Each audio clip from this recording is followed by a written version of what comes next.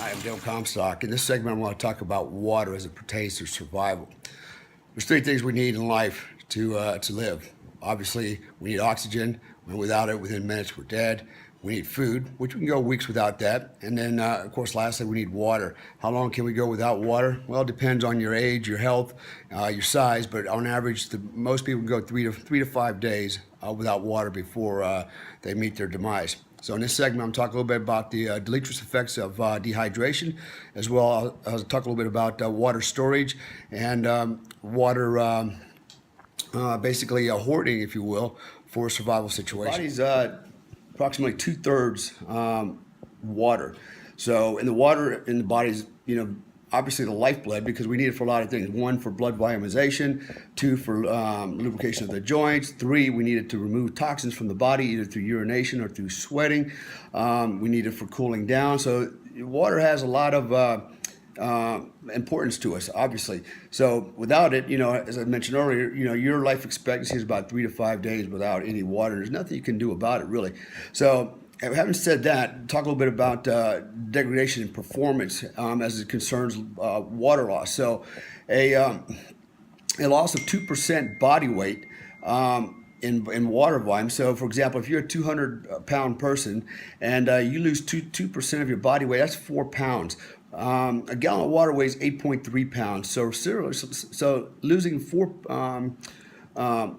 pounds is a half a gallon of water, and you've lost 2% of your efficiency. If you lose 5% of your body weight, which is about 10% or 10 pounds, you've now lost just under 2 pounds of water, and your body efficiency is now degraded by 30%. So imagine that. You went from feeling really good to now you're about 70% efficiency, and you can imagine what that's like. It would be like having a really bad flu.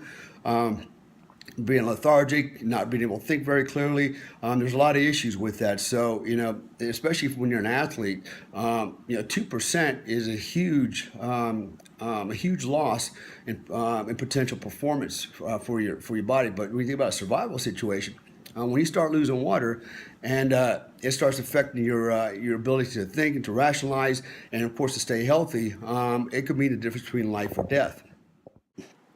So let's talk a little bit about water storage and containers.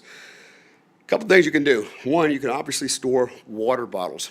If you store water bottles, it's best to keep it out of sunlight, keep it away from heat. Why is that? Because heat and sunlight will actually degrade the plastic and leach xenoestrogen into the water, which is a known cancer carcinogen. However, when you're in a survival situation, that probably really doesn't matter if you're going to get cancer in 20 or 30 years from xenoestrogens, but it's something to think about. So, one option is store water in bottles. It's convenient because you can more effectively ration out how much water everybody drinks. You can keep track of how much water is consumed and what you have left, and it's easier to transport water. So water bottles are a good option. However, I would recommend that every few months you rotate out the water and put new water bottles in, so you're not drinking old stagnant bottles of water that may start to degrade inside the bottles. All right. So next thing you can look at is basically a water type fountain, as pictured here. I have this in Indonesia. The bottles are about 5 gallons, and they go quite a long way as far as dispensing water, and we use it for everything from making coffee to pouring it into our oatmeal or whatever we're going to do with it. So the nice thing about these 5-gallon containers is you can store quite a few of them, and again,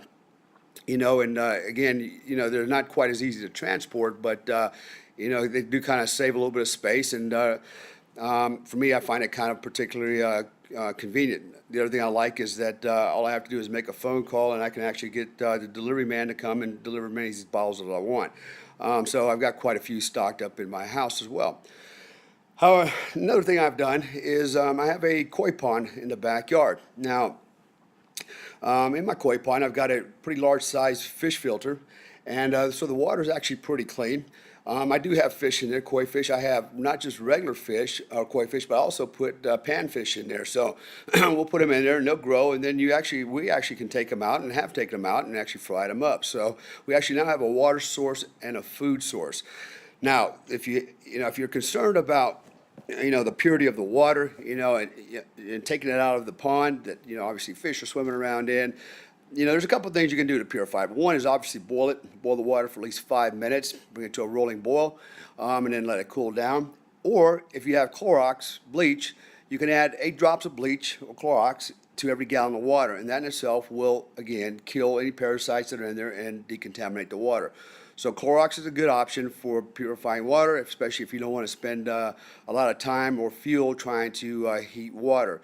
Clorox is a good way to go, and it's really not doesn't really have any side effects or health effects that you have to concern yourself with.